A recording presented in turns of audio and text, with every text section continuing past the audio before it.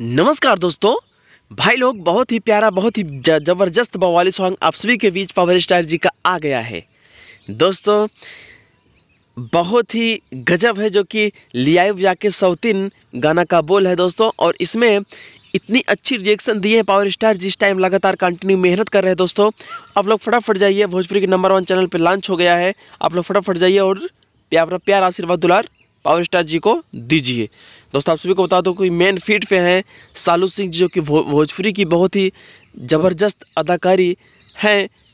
आप सभी को बता दो कि इनके साथ में गाई हैं स्टेज सुपरस्टार अनुपमा यादव जी, जो कि आप लोग मुंह बोली जानते होंगे दोस्तों। तो पावर स्टार जी का यह सॉन्ग आप सभी को कैसा लगा, आप लोग फटाफट जाइए और चैनल पे देख लीजिए और वीडियो को लाइक, अगर आप लोग मेरे चैनल पे नए हैं तो चलो सब्सक्राइब कर लीजिए दोस्तों।